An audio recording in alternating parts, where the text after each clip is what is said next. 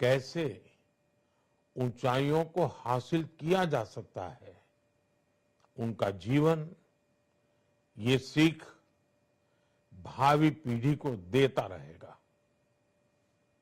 एक नेक इंसान के रूप में, एक विद्वान अर्थशास्त्री के रूप में और रिफॉर्म्स के प्रति समर्पित लीडर के रूप में उन्हें हमेशा याद किया जाएगा।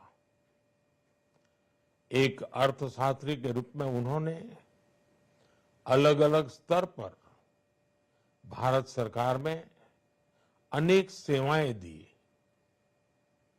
एक चुनौतीपूर्ण समय में उन्होंने रिजर्व बैंक के गवर्नर की भूमिका निभाई।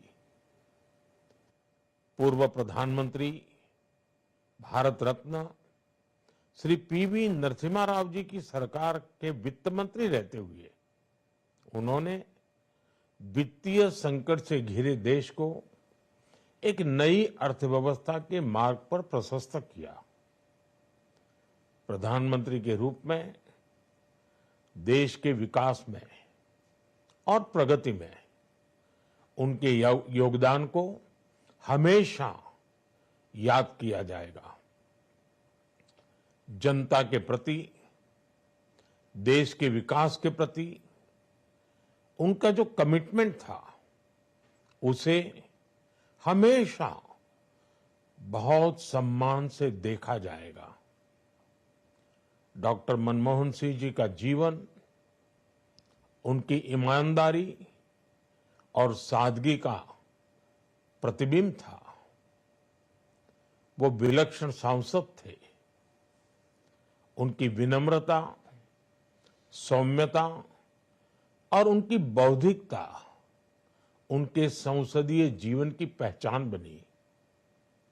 मुझे याद है कि इस साल की शुरुआत में जब राज्यसभा में उनका कार्यकाल समाप्त हुआ, तब मैंने कहा था कि सांसद के रूप में डॉक्टर साहब की निष्ठा सभी के लिए प्रेरणा जैसी है। सत्र के समय अहम मौकों पर वो व्हीलचेयर पर बैठकर आते थे, अपना संसदीय दायित्व निभाते थे। दुनिया के प्रतिष्ठित संस्थानों की शिक्षा लेने और सरकार के अनेक शीर्ष पदों पर रहने के बाद भी वो अपनी सामान्य पृष्ठभूमि के मूल्यों को कभी भी नहीं भूले। दलगत राजनीति से ऊपर उठकर उन्होंने हमेशा हर दल के व्यक्ति से संपर्क रखा, सबके लिए सहज उपलब्ध रहे।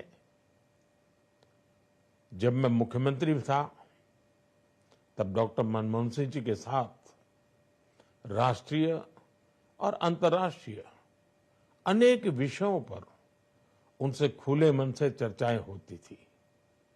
यहां दिल्ली आने के बाद भी मेरी उनसे समय समय पर बात होती थी, मुलाकात होती थी।